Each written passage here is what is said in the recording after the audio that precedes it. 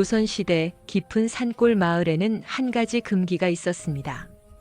절대로 산에서 다친 짐승을 함부로 구해서는 안 된다는 것이었죠. 특히 여우는 더욱 조심해야 한다고 했습니다. 마을의 가장 나이 많은 할아버지는 젊은이들을 모아놓고 늘 같은 이야기를 들려주곤 했습니다. 여우는 영특한 짐승이라네. 100년을 살면 꼬리가 하나씩 늘어난다고 하지. 9개의 꼬리를 가진 여우, 구미호가 되면 사람으로 둔갑할 수 있다네. 그런 존재를 함부로 대하면 은혜라는 이름으로 재앙이 찾아온다네. 마을 사람들은 이 이야기를 농담으로 여기지 않았습니다. 실제로 몇십 년 전 이웃 마을에서 구미호를 만난 사람이 미쳐버렸다는 이야기가 있었으니까요. 하지만 모든 규칙에는 그것을 깨는 사람이 있기 마련입니다. 오늘 이야기의 주인공 이도윤이 바로 그런 사람이었습니다. 이도윤은 산골 마을에서 가장 가난한 축에 속하는 사내였습니다. 26의 나이에도 장가 한 번 가지 못한 채 낡은 초가집에서 홀로 살아가고 있었습니다. 부모님을 일찍 여의고 의지할 곳 하나 없던 그는 매일 새벽같이 일어나 산에 올라 장작을 해서 팔아 근근히 생계를 이어갔습니다. 겨울이 다가오면 장작값이 조금 올랐지만 그것만으로는 빚을 갚기에 턱없이 부족했습니다. 여름엔 나무를 캐고 가을엔 버섯을 따서 조금이라도 보태려 했지만 늘 부족했습니다. 비록 가진 것은 없었지만 그의 성품만큼은 마을에서 손꼽힐 정도로 곧고 따뜻했습니다. 어려운 이웃을 보면 자신의 것을 나눠주고 거짓말을 모르는 순박한 청년이었죠. 마을 사람들은 늘 말했습니다.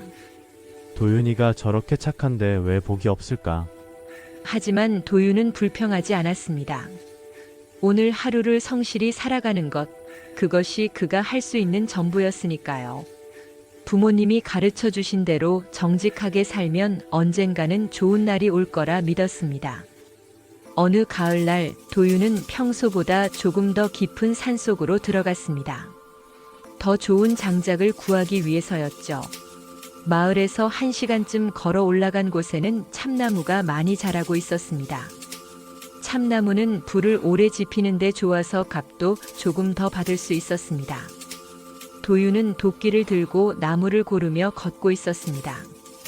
단풍이 들어 산은 온통 붉고 노랗게 물들어 있었고 가끔 다람쥐가 도토리를 물고 나무를 타는 모습이 보였습니다. 그런데 계곡을 따라 걷던 중 이상한 소리가 들렸습니다. 낮게 신음하는 듯한 그러면서도 어딘가 처연한 울음소리였습니다. 처음에는 바람 소리인가 싶었지만 자세히 들어보니 분명 생명체의 소리였습니다.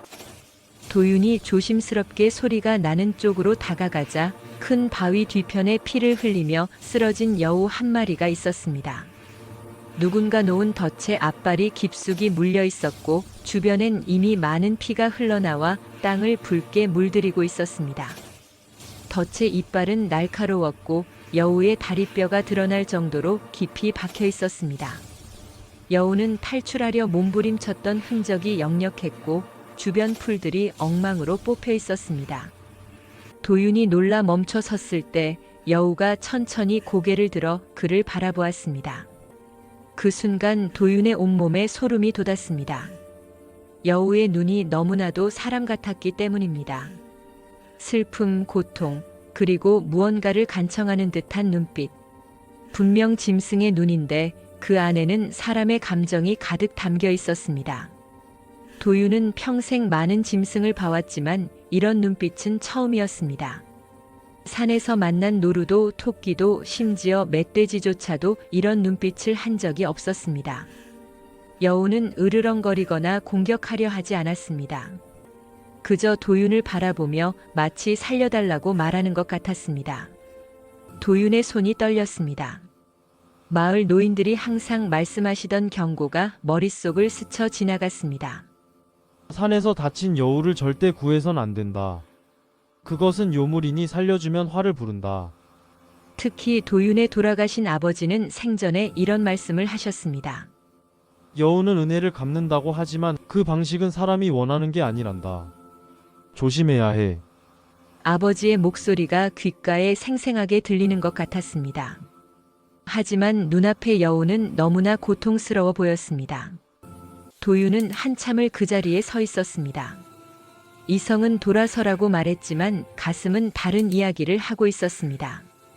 저 눈빛을, 저 고통을 외면할 수 있겠습니까? 만약 저것이 정말 요물이라면 어쩔 것입니까? 하지만 만약 그냥 다친 짐승일 뿐이라면요. 도윤은 눈을 감고 깊게 숨을 들이쉬었습니다.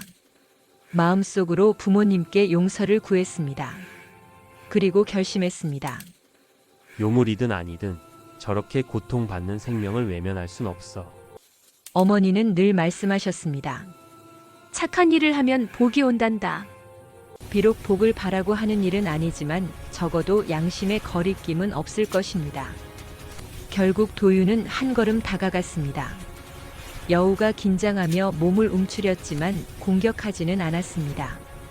오히려 도윤이 다가오자 조금 편안해지는 것 같았습니다. 도윤은 천천히 조심스럽게 덫을 풀기 시작했습니다. 녹슨 철제 덫은 단단히 잠겨 있었고 풀기가 쉽지 않았습니다. 도윤의 손가락에서도 피가 났지만 그는 멈추지 않았습니다. 여우는 가만히 있었습니다. 물리지도 도망가지도 않고 그저 도윤을 바라볼 뿐이었습니다. 마치 이 사람을 믿어도 된다는 것을 아는 것처럼요. 땀이 이마를 타고 흘러내렸지만 도윤은 집중했습니다. 마침내 덫이 풀렸습니다. 철컥 하는 소리와 함께 쇠붙이가 열리자 여우는 비틀거리며 일어났습니다. 상처가 깊어 제대로 걷지도 못했지만 그래도 몇 걸음 물러났습니다. 여우는 자신의 상처를 핥으며 피를 닦아냈습니다. 그리고는 놀라운 일이 벌어졌습니다. 여우가 도윤을 향해 천천히 고개를 숙인 것입니다. 마치 사람이 감사의 인사를 하듯이 깊고 정중하게 고개를 숙였습니다. 한 번도 아니고 3번이나 고개를 숙였습니다. 도윤은 숨이 멎을 것 같았습니다. 짐승이 저렇게 행동할 수 있다는 말입니까? 여우는 다시 한번 도윤을 바라보았습니다. 그 눈빛에는 감사와 함께 무언가 약속하는 듯한 의미가 담겨 있었습니다. 마치 이 은혜를 잊지 않겠다고 말하는 것 같았습니다. 그리고는 절뚝거리며 숲속으로 사라져갔습니다. 피 묻은 발자국을 남기며 점점 깊은 산속으로 들어가는 여우. 도윤은 그 뒷모습을 한참 바라보다가 고개를 저으며 다시 장작을 하러 갔습니다. 그저 한 생명을 구했을 뿐이라고 자신을 다독이면서 말이죠. 하지만 가슴 한편에는 알 수 없는 불안감이 자리 잡았습니다. 마을로 돌아가는 길, 도윤은 계속 뒤를 돌아보았습니다. 혹시 여우가 따라오는 건 아닐까 하는 생각이 들었기 때문입니다. 그날 밤 도윤이 간단히 저녁을 먹고 잠자리에 들려는 순간이었습니다. 문 밖에서 인기척이 들렸습니다. 똑똑똑. 조심스럽게 문을 두드리는 소리였습니다. 이 깊은 산골에 이 늦은 시각에 누가 찾아온다는 말입니까?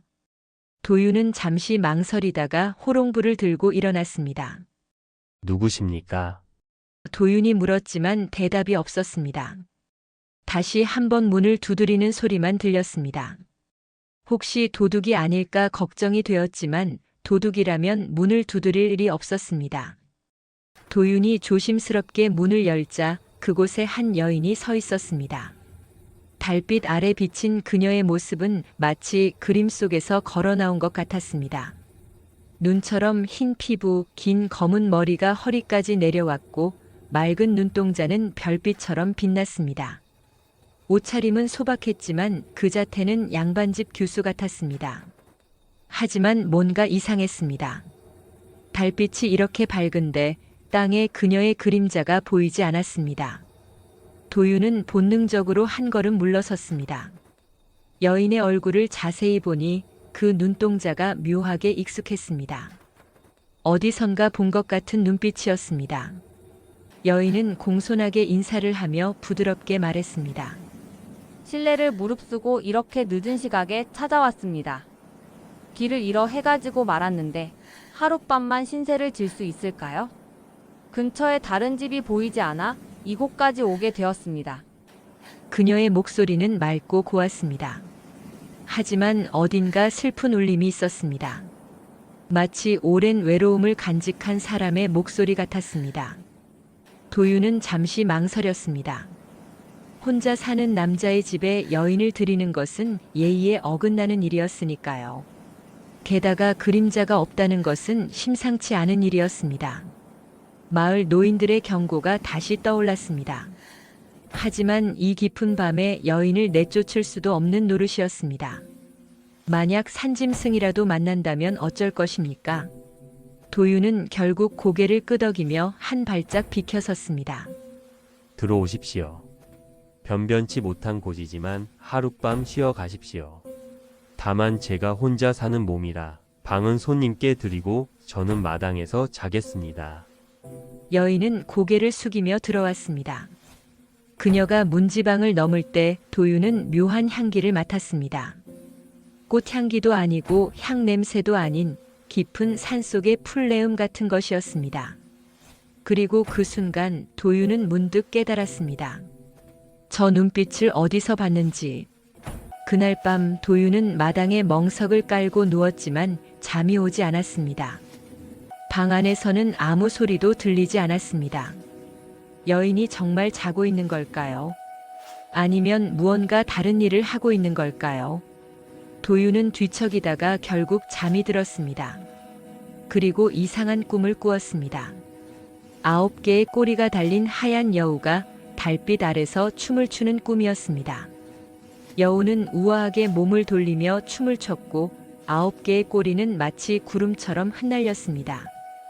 꼬리마다 은빛 빛이 감돌았고 여우가 움직일 때마다 반짝이는 빛이 사방으로 퍼져나갔습니다. 그 여우의 눈은 낮에 본 그 여우와 똑같았고 또한 저녁에 본 여인의 눈과도 닮아 있었습니다.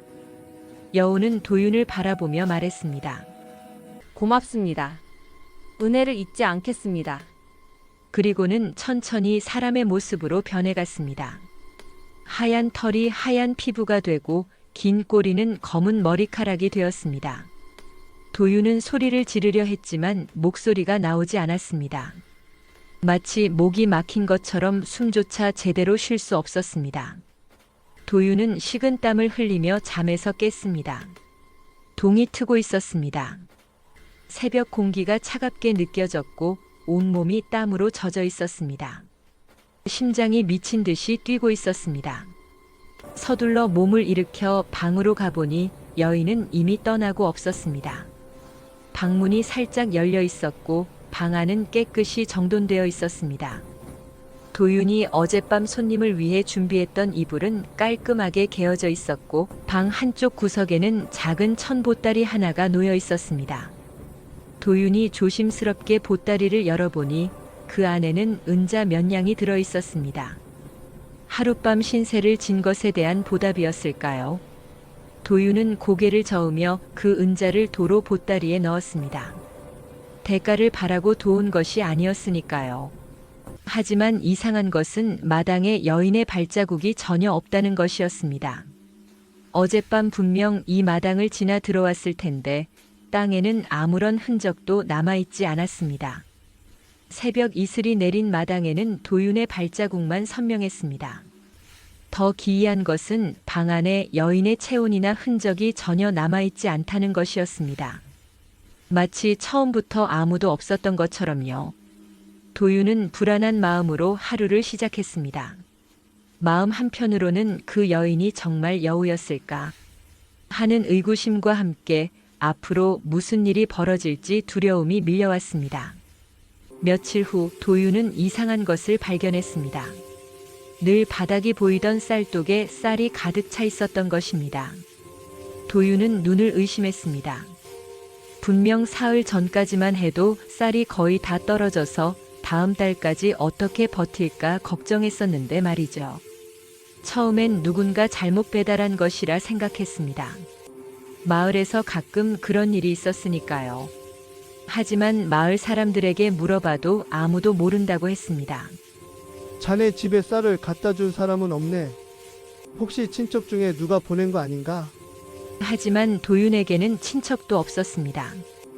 더 이상한 것은 그 다음 날에도 쌀독이 줄어들지 않는다는 것이었습니다. 도윤은 매일 밥을 지어 먹었는데도 쌀독의 쌀은 항상 같은 양을 유지했습니다. 마치 마법처럼 쌀독은 항상 가득 차 있었습니다. 도윤은 일부러 많은 양의 밥을 지어보기도 했습니다. 하지만 다음 날 아침 쌀독은 여전히 가득했습니다. 도윤은 불안해지기 시작했습니다. 이것은 자연스러운 일이 아니었습니다. 그날 밤 만난 여우의 짓이 분명했습니다. 그것이 끝이 아니었습니다. 일주일 후 도윤은 집 안구석에 숨겨두었던 빈 문서를 찾으려 했습니다. 지주에게 진 빚이 10량이나 되었고 이자까지 포함하면 갚을 길이 막막했습니다. 그 때문에 늘 마음이 무거웠거든요. 그런데 아무리 찾아도 문서가 보이지 않았습니다. 분명히 여기 장롱 뒤에 숨겨두었는데 말이죠. 온 집안을 뒤졌지만 문서는 흔적도 없이 사라져 있었습니다. 설마 하는 마음에 지주를 찾아갔더니 지주도 당황한 표정으로 말했습니다. 이상하게도 자네 문서만 사라졌네. 서랍에 분명히 넣어두었는데 어디 갔는지 모르겠어. 쥐가 갉아먹었나 싶어 찾아봤지만 찾을 수가 없네. 지주는 의아해하면서도 문서가 없으니 빚도 없는 것으로 하겠다고 말했습니다. 다른 사람 같으면 빚을 갚지 않아도 되니 좋아했을 텐데 도윤은 오히려 두려웠습니다. 도윤의 등에서 식은땀이 흘러내렸습니다. 이것은 우연이 아니었습니다. 무언가가 도윤을 돕고 있었습니다. 하지만 이런 식의 도움이 과연 복인지 아니면 더 큰 재앙의 시작인지 알 수 없었습니다. 마을에 소문이 퍼지기 시작했습니다. 도윤에게 무언가 복이 들어왔다는 소문이었습니다. 사람들은 그를 복을 부르는 사내라고 부르기 시작했습니다. 처음엔 몇몇 사람들의 이야기였지만 점점 더 많은 사람이 이상한 경험을 이야기하기 시작했습니다. 도윤이와 아침 인사를 나눴는데 그날장에서 물건이 다 팔렸어. 도윤이가 우리 집에 잠깐 들렀다 간 날 아픈 아내가 일어났다네. 도윤이가 지나간 밭에서는 유난히 채소가 잘 자란다더라. 온갖 이야기가 돌았습니다. 처음엔 우스갯소리였지만 점점 사람들은 진심으로 믿기 시작했습니다. 마을 사람들은 도윤을 보면 일부러 말을 걸었고 그의 손을 잡으려 했습니다. 어떤 이는 도윤의 옷자락이라도 만지려 했습니다. 심지어 도윤이 걸어간 길에 흙을 가져가는 사람까지 있었습니다. 도윤은 이런 관심이 불편했습니다. 자신은 아무것도 한 일이 없는데 사람들이 이렇게 믿어주는 것이 부담스러웠습니다. 무엇보다 이 모든 것이 그날 밤에 여인과 관련이 있다는 확신이 들었기 때문입니다. 그리고 그것이 정말 복인지 아니면 화근인지 알 수 없었습니다. 밤마다 도윤은 악몽을 꾸기 시작했습니다. 그러던 어느 날 마을에 큰 사건이 일어났습니다. 마을에서 가장 부자이자 권력자였던 지주 김진사가 갑자기 병에 걸려 쓰러진 것입니다. 아침에 멀쩡히 일어나 조반을 먹던 김진사가 갑자기 비명을 지르며 쓰러졌다고 했습니다.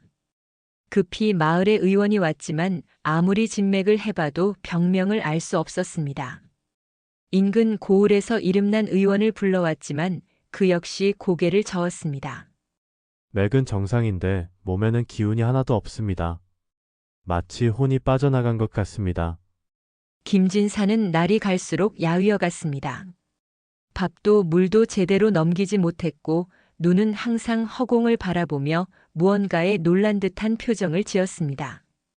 밤이면 악몽에 시달리며 비명을 질렀고 하얀 여우가 자신을 노려본다고 헛소리를 했습니다. 결국 보름 만에 김진사는 세상을 떠나고 말았습니다. 이상한 것은 그 김진사가 바로 도윤을 가장 심하게 괴롭히던 사람이었다는 점입니다. 도윤의 부모가 돌아가신 것도 그 김진사가 무리하게 일을 시킨 탓이 컸습니다. 도윤이 진 빚도 모두 김진사에게 진 것이었습니다. 사람들은 천벌이라고 수군거렸지만 도윤은 알고 있었습니다. 이것은 천벌이 아니라는 것을, 이것은 누군가의 아니 무언가의 복수라는 것을. 도윤은 그날 밤 잠들 수 없었습니다. 그날 밤부터 도윤은 악몽에 시달리기 시작했습니다. 꿈속에서 9개의 하얀 꼬리가 나타났습니다. 꼬리들은 처음엔 아름답게 춤을 췄지만 점점 피로 물들어갔습니다. 새빨간 피가 하얀 털을 적시며 흘러내렸고 꼬리들은 도윤을 향해 다가왔습니다. 그리고 속삭였습니다. 은혜를 갚고 있어요. 당신이 나를 살려줬으니까요. 당신을 괴롭히던 사람들을 벌하고 있어요. 당신에게 복을 주고 있어요. 목소리는 아름다웠지만 그 안에는 차가운 무언가가 담겨 있었습니다. 도윤은 꿈속에서 소리쳤습니다. 이런 건 원하지 않았어. 사람을 해치는 건 복이 아니야. 멈춰줘. 하지만 목소리는 허공에 흩어졌고 꼬리들은 계속 다가왔습니다. 그 꼬리들이 도윤을 감싸려는 순간 도윤은 비명을 지르며 잠에서 깼습니다. 온몸이 땀으로 젖어 있었고 심장이 미친 듯이 뛰었습니다. 도윤은 매일 밤 같은 악몽에 시달렸습니다. 꿈은 조금씩 달랐지만 항상 피 묻은 꼬리가 나타났고 항상 은혜를 갚는다는 목소리가 들렸습니다. 도윤은 점점 수척해져 갔습니다. 밥맛이 없었고 잠을 잘 수 없었습니다. 마을 사람들은 걱정했지만 도윤은 아무에게도 말할 수 없었습니다. 누가 믿어주겠습니까? 자신이 구미호에게 은혜를 받고 있다는 말을. 그리고 한 달 후 또 다른 사건이 일어났습니다.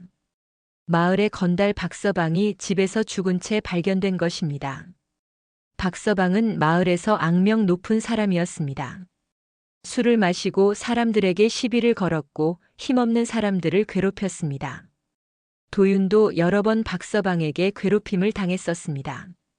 장작을 팔러 장에 가면 박서방이 길을 막고 돈을 뺏어가곤 했습니다. 때로는 이유 없이 도윤을 때리기도 했습니다. 그런 박서방이 죽었다는 소식에 마을 사람들은 놀라면서도 솔직히 안도하는 분위기였습니다. 하지만 죽음의 양상이 이상했습니다. 의원이 시신을 살펴보니 겉으로는 아무런 상처도 없었습니다. 하지만 박서방의 얼굴에는 극도의 공포에 질린 표정이 남아 있었습니다. 마치 무언가 끔찍한 것을 보고 죽은 것처럼요. 눈은 크게 뜨여 있었고 입은 비명을 지르다 멈춘 것처럼 벌어져 있었습니다. 도윤은 이 소식을 듣고 온몸이 얼어붙는 것을 느꼈습니다. 이것도 그녀의 짓이었습니다. 도윤을 괴롭힌 사람들이 하나둘 죽어가고 있었습니다. 도윤은 그날 밤 산으로 올라가 소리쳤습니다. 그만해요. 제발 멈춰주세요. 하지만 산은 침묵으로 대답할 뿐이었습니다. 그리고 마침내 가장 끔찍한 일이 벌어졌습니다. 마을의 한 아이가 집 근처 개울가에서 쓰러진 채 발견된 것입니다. 겨우 10살밖에 안 된 아이였습니다. 아이는 이미 숨이 끊어져 있었습니다. 아이의 어머니는 울부짖으며 아이를 흔들었지만 아이는 눈을 뜨지 않았습니다. 의원이 급히 와서 시신을 살폈는데 이상한 점을 발견했습니다. 몸에는 아무런 상처도 없었고 심장은 멀쩡히 제자리에 있는데 마치 혼이 빠져나간 것처럼 죽어 있었던 것입니다. 게다가 아이의 몸에서는 이상한 점이 하나 더 발견되었습니다. 목덜미에 작은 이빨 자국 같은 것이 있었습니다. 마을 어르신들은 즉시 알아차렸습니다. 구미호다. 구미호가 나타났어. 구미호는 사람의 간이나 심장을 먹는다는 전설이 있었지만 때로는 사람의 정기만을 빼앗아가기도 한다고 했습니다. 특히 어린아이의 순수한 정기를 좋아한다고 했습니다. 마을은 공포에 휩싸였습니다. 사람들은 해가 지면 밖에 나가지 않았고 아이들은 집 밖 출입을 금지당했습니다. 도윤은 아이의 장례식에 갔다가 어머니의 울음소리를 듣고 주저앉고 말았습니다. 자신 때문이었습니다. 자신이 그 여우를 살려준 탓이었습니다. 소식을 들은 인근 고을의 관아에서 관리들이 내려왔습니다. 사또는 이 사건을 매우 심각하게 보았습니다. 구미호의 출몰은 단순한 사건이 아니었습니다. 관리들은 마을 남자들을 모두 광장에 불러 모아 조사를 시작했습니다. 최근 산에서 이상한 일을 본 사람이 있는가? 낯선 여인을 본 사람은? 포졸들이 하나하나 물었습니다. 도윤은 식은땀을 흘리며 앉아 있었습니다. 말해야 할까요? 말하지 말아야 할까요? 만약 자신이 여우를 살려준 것을 말하면 모든 책임이 자신에게 돌아올 것입니다. 하지만 말하지 않으면 더 많은 사람이 희생될지도 모릅니다. 도윤이 고민하는 사이 마을 사람 중 하나가 손을 들었습니다. 저 말씀드릴 게 있습니다. 그것은 도윤의 이웃에 사는 김씨 아저씨였습니다. 도윤의 집에서 이상한 일들이 일어났습니다. 갑자기 쌀독이 채워지고 빈 문서가 사라졌다고 합니다. 그리고 한 달 전쯤 밤늦게 한 여인이 도윤의 집을 찾아간 것을 봤습니다. 관리들의 시선이 일제히 도윤에게 쏠렸습니다. 포졸 하나가 다가와 도윤의 팔을 거칠게 잡았습니다. 이자를 잡아라. 도윤은 저항하지 않았습니다. 어차피 피할 수 없는 일이었으니까요. 도윤은 관아로 끌려갔습니다. 차가운 돌바닥의 신문실에서 사또 앞에 무릎을 꿇었습니다. 내 집에 이상한 일이 일어났다고 들었다. 그리고 낯선 여인이 찾아왔다고 하던데 사실대로 말하라. 사또의 목소리는 위엄이 있었고 눈빛은 날카로웠습니다. 도윤은 깊게 숨을 들이쉬었습니다. 이제 숨길 수 없었습니다. 예, 맞습니다. 한 달 전 밤 낯선 여인이 제 집을 찾아왔습니다. 하룻밤 묵어가겠다고 해서 방을 내어주었습니다. 사또가 눈을 가늘게 떴습니다. 그 여인의 생김새는 어떠했느냐? 도윤은 그날 밤의 장면을 떠올렸습니다. 눈처럼 흰 피부에 긴 검은 머리를 가졌습니다. 그리고 도윤은 잠시 망설이다가 말했습니다. 그림자가 없었습니다. 신문실이 술렁였습니다. 그림자가 없다는 것은 사람이 아니라는 뜻이었습니다. 사또가 다시 물었습니다. 그 여인과 무슨 약속을 했느냐? 어떤 거래를 했느냐? 도윤은 고개를 저었습니다. 아무것도 없습니다. 그저 하룻밤 묵어가겠다는 것뿐이었습니다. 하지만 사또는 믿지 않았습니다. 내 집에 복이 들어왔다는 소문이 자자하다. 그것이 우연이겠느냐? 도윤은 대답할 말이 없었습니다. 도윤은 더 이상 숨길 수 없다고 판단했습니다. 사또님, 한 가지 더 말씀드릴 것이 있습니다. 도윤은 천천히 이야기하기 시작했습니다. 한 달 전 산에서 덫에 걸린 여우를 발견한 일. 마을 어르신들의 경고를 알면서도 차마 외면할 수 없어서 여우를 살려준 일. 그리고 그날 밤 나타난 여인. 도윤이 이야기를 마치자 신문실은 정적에 휩싸였습니다. 사또가 무거운 목소리로 말했습니다. 내가 구미호를 살려준 것이로구나. 그리고 그 구미호가 은혜를 갚는다며 사람들을 죽이고 있는 것이다. 도윤은 고개를 떨구었습니다. 죄송합니다. 하지만 저는 사람을 해치라고 부탁한 적이 없습니다. 그저 사또가 손을 들어 도윤의 말을 막았습니다. 구미호는 사람의 마음을 읽을 수 없다. 그들은 자신의 방식으로 은혜를 갚을 뿐이다. 내가 원하지 않았다 해도 내가 그 여우를 살려준 것은 사실이다. 도윤은 아무 말도 할 수 없었습니다. 눈물이 흘러내렸지만 닦을 수도 없었습니다. 사또가 명령을 내렸습니다. 일단 이자를 옥에 가두어라. 그리고 오늘 밤 산으로 포졸들을 보내 구미호를 잡도록 하라. 포졸들이 도윤을 끌고 나갔습니다. 도윤은 차가운 옥방에 갇혔습니다. 창살 너머로 보이는 하늘에는 달이 떠올랐습니다. 보름달이었습니다. 도윤은 무릎을 안고 앉아 생각에 잠겼습니다. 자신이 한 선택이 잘못된 것이었을까요? 다친 생명을 구한 것이 죄가 될 수 있을까요? 하지만 그 선택 때문에 무고한 사람들이 죽었습니다. 아이까지도. 도윤은 자책감에 눈물을 흘렸습니다.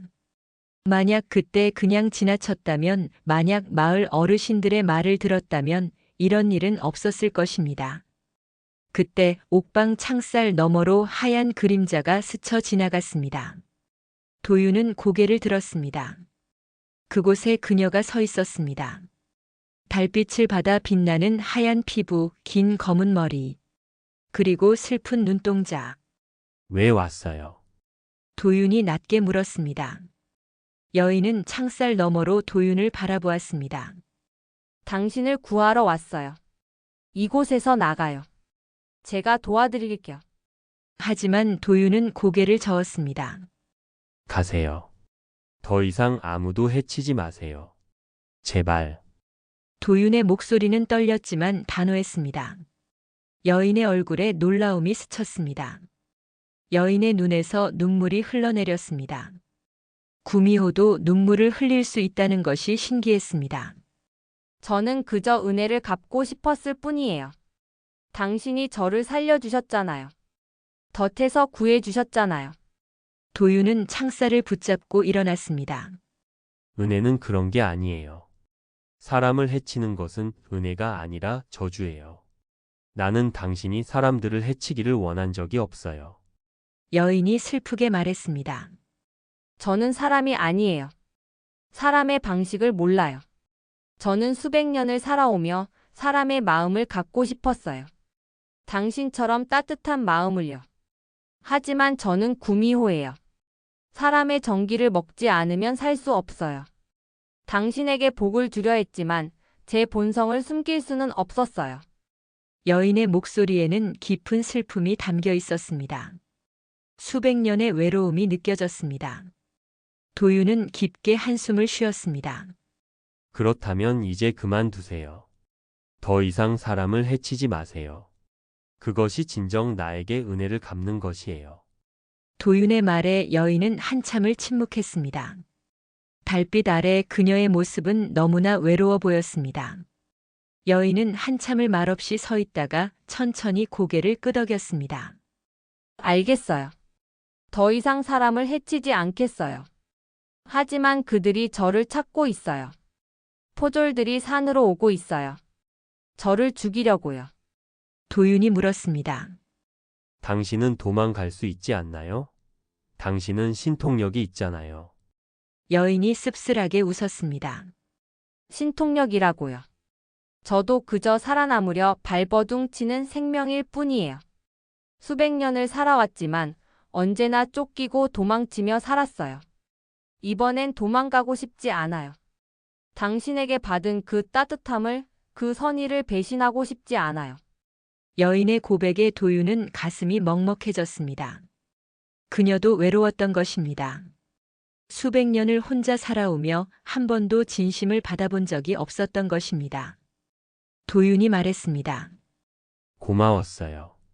당신이 나를 생각해준 그 마음. 하지만 이제는 평화롭게 사는 법을 배워야 해요. 사람을 해치지 않고도 살 수 있는 방법을요. 여인이 고개를 끄덕였습니다. 고마웠어요. 수백 년 만에 처음으로 누군가의 선의를 받았어요. 그것만으로도 충분해요. 이제 저는 제 길을 가겠어요. 여인은 천천히 몸을 돌렸습니다. 달빛 속으로 사라지는 그녀의 뒷모습은 쓸쓸해 보였습니다. 다음 날 새벽 도윤은 포졸에게 청했습니다. 사또님을 뵙게 해주십시오. 말씀드릴 것이 있습니다. 포졸이 사또에게 전하자 사또는 도윤을 신문실로 불렀습니다.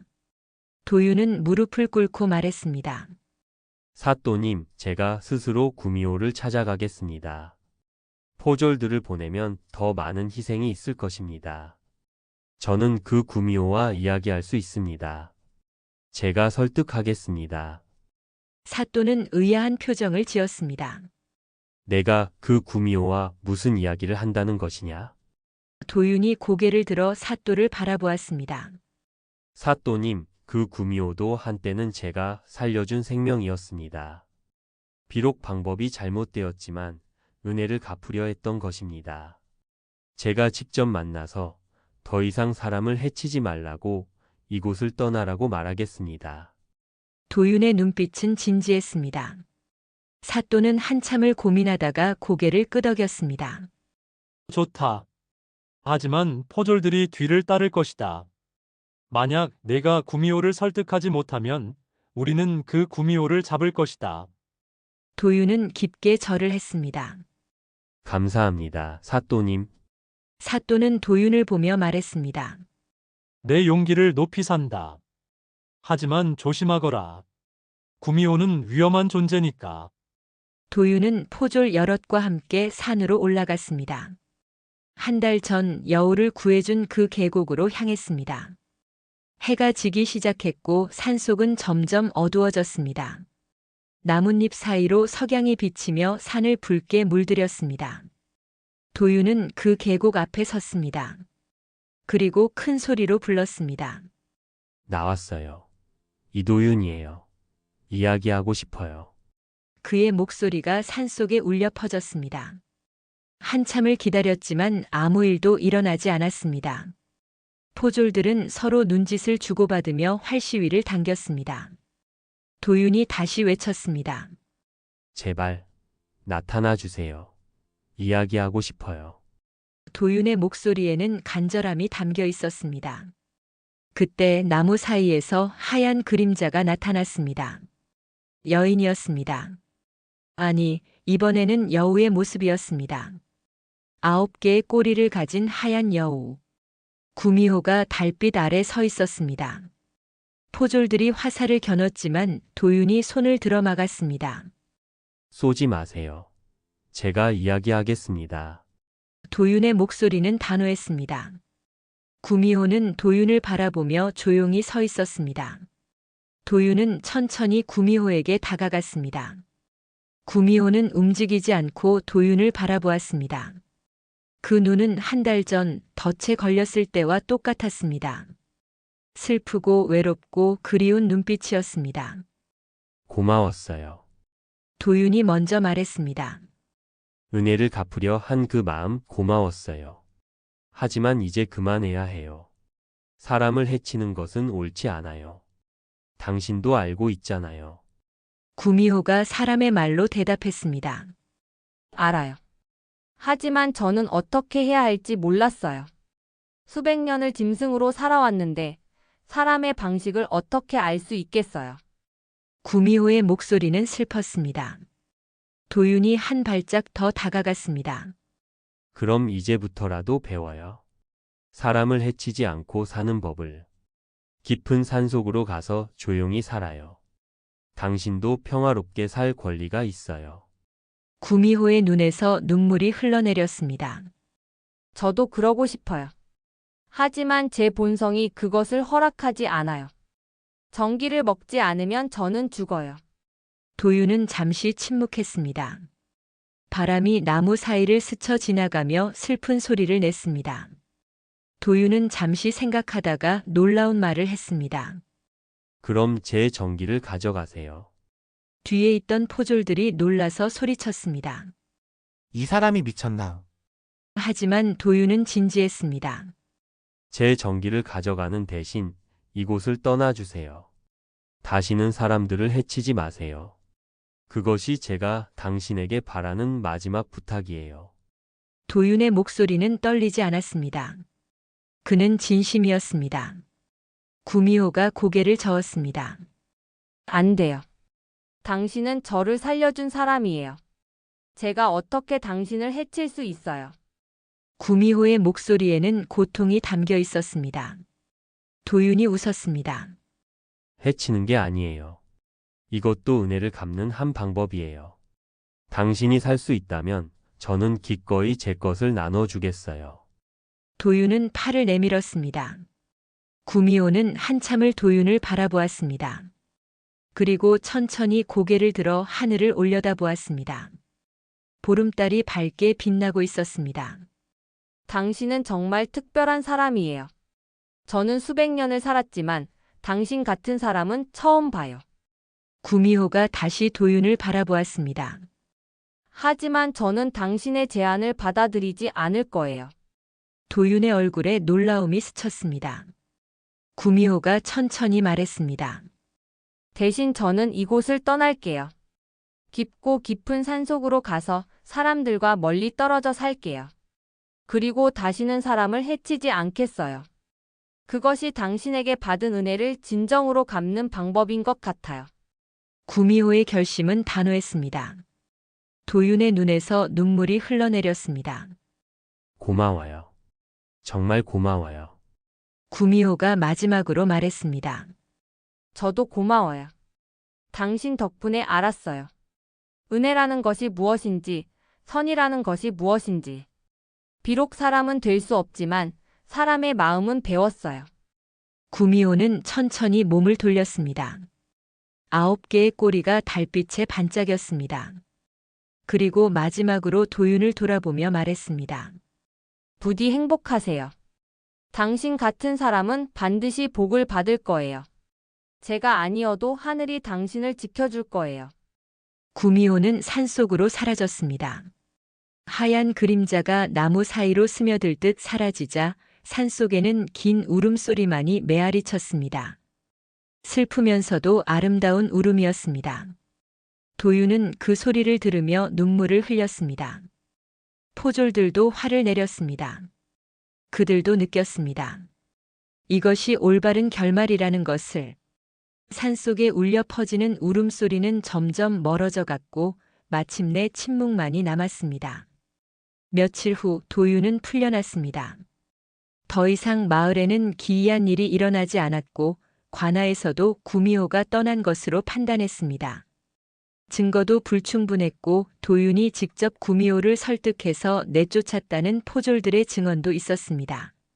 사또는 도윤을 불러 말했습니다. 내가 한 일이 옳았는지 그른 일이었는지는 모르겠다. 하지만 결과적으로 더 이상의 희생을 막았으니 죄를 묻지 않겠다. 돌아가거라. 사또의 목소리는 부드러웠습니다. 도윤은 깊게 절을 하고 마을로 돌아왔습니다. 마을 사람들은 도윤을 복잡한 시선으로 바라보았습니다. 어떤 이는 영웅이라 불렀고 어떤 이는 재앙을 불러온 사람이라 수군거렸습니다. 하지만 시간이 지나면서 사람들의 태도도 변했습니다. 도윤이 구미호를 내쫓기 위해 자신을 희생하려 했다는 소문이 퍼졌고 사람들은 그의 용기를 인정하기 시작했습니다. 하지만 도윤은 신경 쓰지 않았습니다. 그는 그저 자신이 옳다고 생각한 일을 했을 뿐이었으니까요. 그리고 한 가지 확신이 있었습니다. 그 구미호는 약속을 지킬 것이라는 확신이었습니다. 도윤이 집으로 돌아왔을 때 마당에는 여우의 발자국 하나가 찍혀 있었습니다. 그리고 문 앞에는 작은 옥비녀 하나가 놓여 있었습니다. 달빛을 받아 빛나는 하얀 옥비녀였습니다. 도윤은 그 비녀를 조심스럽게 주워들었습니다. 비녀 끝에는 작은 글씨가 새겨져 있었습니다. 고맙습니다.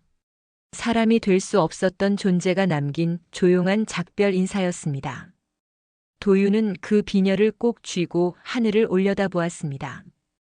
보름달이 밝게 빛나고 있었습니다. 부디 평안하길. 그의 작은 기도가 바람에 실려 산으로 하늘로 퍼져나갔습니다. 그날 밤 도윤은 오랜만에 악몽 없이 잠들 수 있었습니다. 꿈속에서 하얀 여우가 나타났지만 이번에는 평화로웠습니다. 여우는 멀리서 도윤을 바라보며 꼬리를 흔들었고 그리고는 깊은 숲속으로 사라졌습니다. 시간이 흘렀습니다. 마을에는 다시 평화가 찾아왔고 도윤은 여전히 성실하게 장작을 하며 살아갔습니다. 가끔 산에 오르면 도윤은 깊은 산속을 바라보곤 했습니다. 그곳 어딘가에서 그 하얀 여우가 평화롭게 살고 있기를 바라며 그리고 언젠가 그 여우가 진정으로 사람의 마음을 이해하고 사람이 될 수 있기를 기도하며 마을 사람들은 가끔 이야기합니다. 깊은 산속에서 하얀 여우를 봤다고. 하지만 그 여우는 사람을 해치지 않는다고. 오히려 길 잃은 사람들을 마을로 인도해 준다고. 어떤 이는 산에서 다쳐 쓰러졌다가 꿈속에서 하얀 여우를 봤다고 합니다. 그 여우가 자신을 지켜줬고 깨어났을 때는 안전한 곳에 있었다고 합니다. 그것이 사실인지는 아무도 모릅니다. 하지만 도윤은 믿습니다. 그 여우가 약속을 지키고 있다는 것을. 그리고 언젠가 그 여우가 진정한 평화를 찾을 것이라는 것을. 이것이 구미호를 살려준 사내에게 벌어진 일입니다. 선의가 때로는 예상치 못한 결과를 낳지만 그럼에도 불구하고 선의는 언제나 가치 있는 것입니다. 왜냐하면 그것이 세상을 조금씩 더 나은 곳으로 만들어가기 때문입니다. 도윤은 그날 이후로도 계속 착하게 살았고 나중에는 좋은 인연을 만나 가정을 꾸렸습니다. 그리고 자식들에게 늘 이야기했습니다. 착한 일을 하거라. 비록 그것이 당장은 고통을 가져올지라도 결국에는 좋은 결과를 낳을 것이다.